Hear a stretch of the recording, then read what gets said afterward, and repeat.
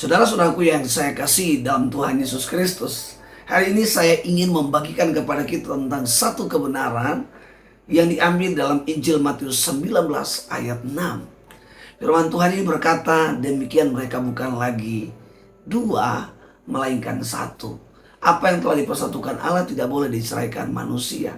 Nah, dari ayat firman Tuhan ini, kalau kita melihat realita yang hari-hari ini terjadi, ada begitu banyak orang-orang Kristen atau orang-orang percaya gagal untuk menghidupi atau mempraktekkan ayat ini sendiri.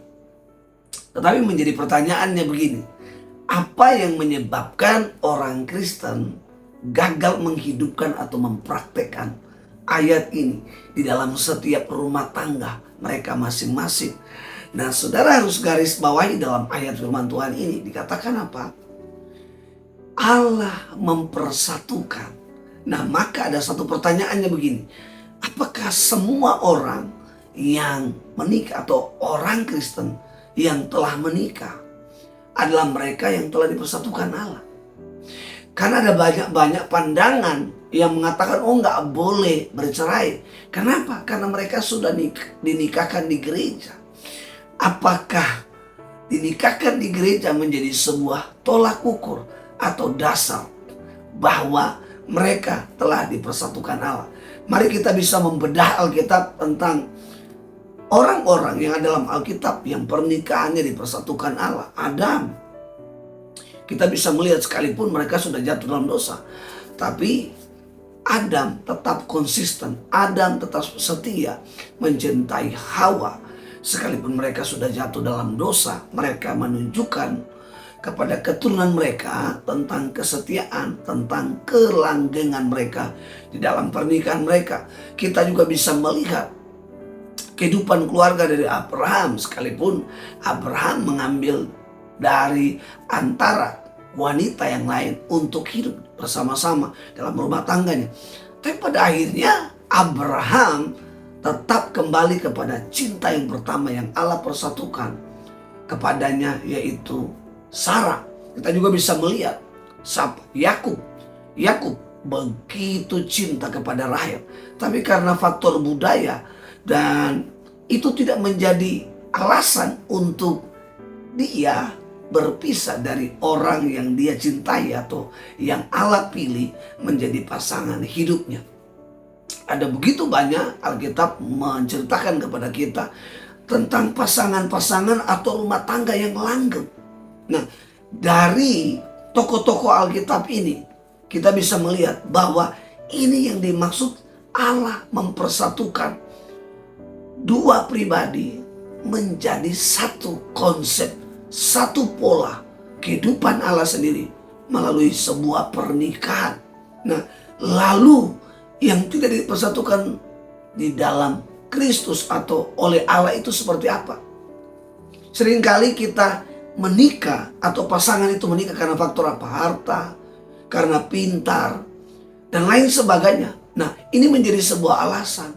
Atau karena dia cantik, karena dia seksi, karena dia putih, karena dia hitam, karena dia keriting, dan lain sebagainya.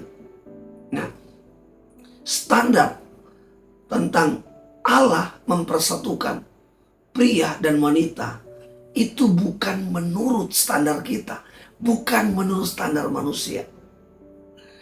Saya punya pengalaman di dalam pernikahan. Dulu saya memilih jodoh dari beberapa suku.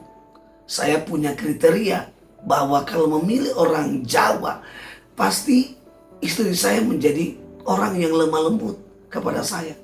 Saya dulu punya juga kerinduan, kalau punya pasangan hidup orang China, maka anak-anak saya putih dan cipit.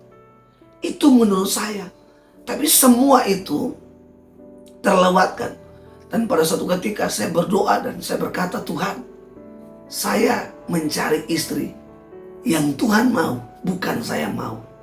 Tiba-tiba melalui atasan saya menjodohkan saya bertemu dengan seorang wanita yang Tuhan telah pilih untuk mendampingi saya. Dan di dalam perjalanan saya dengan istri, dalam perjalanan rumah tangga kami, ada begitu banyak goncangan, ada begitu banyak masalah. Tapi hari ini kami sudah mencapai usia pernikahan pada usia yang ke-16 dan beranjak kepada usia yang ke-17. Doa saya bahwa pernikahan saya tidak sampai di sini, tapi sampai maut memisahkan.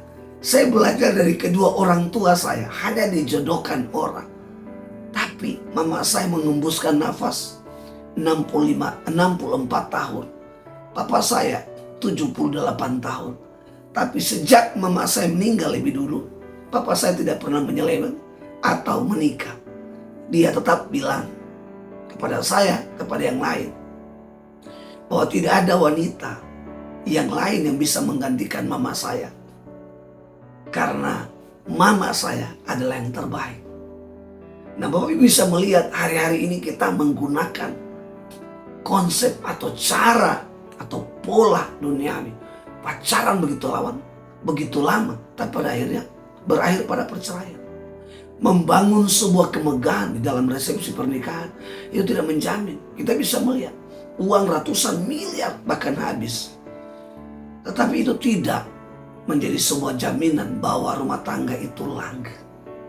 Maka ayat ini kalau Bapak Ibu selidiki, saudara-saudara selidiki sampai seterusnya, kata kecuali itu tidak menjadi sebuah alasan. Kata kecuali itu di pihak manusia.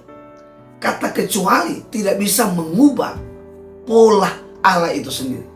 Kata kecuali tidak bisa mengubah konsep Allah itu sendiri. Bapak Ibu bisa melihat tentang kisah daripada tokoh-tokoh agama di dalam kitab Maleakhi, di mana Nabi Maleakhi melawan dan Allah sangat membenci orang-orang yang tahu kebenaran dan mereka menodai kebenaran itu sendiri di dalam pernikahan. Pesan firman Tuhan ini bahwa tolak ukur pernikahan yang langgeng itu bukan pada konsep manusia yang mempersatukan atau dipersatukan, tetapi pola Allah sendiri yang mempersatukan seorang pria dan seorang wanita menjadi satu pola di dalam dua pribadi dalam satu pernikahan. Maka apapun badai, apapun goncangan, apapun persoalan, kalau Tuhan yang mempersatukan, kalau Tuhan yang mempertemukan, maka tidak dapat dipisahkan. Karena pernikahan mereka yang menjadi dasar itu adalah Tuhan sendiri. Kalau Tuhan yang menjadi dasar, maka Tuhan yang menuntun pernikahan itu sendiri. Tuhan yang menumbuhkan terus cinta itu. Sekalipun banyak persoalan, banyak badai, tapi cinta yang Tuhan tumbuhkan itu adalah cinta sejati. Dan sampai hanya Allah yang memisahkan lewat kematian. Pesan firman Tuhan ini, doa saya, biarlah kita sebagai orang-orang yang telah dipersatukan di dalam pernikahan, maka kita terus setia pada pernikahan itu sendiri.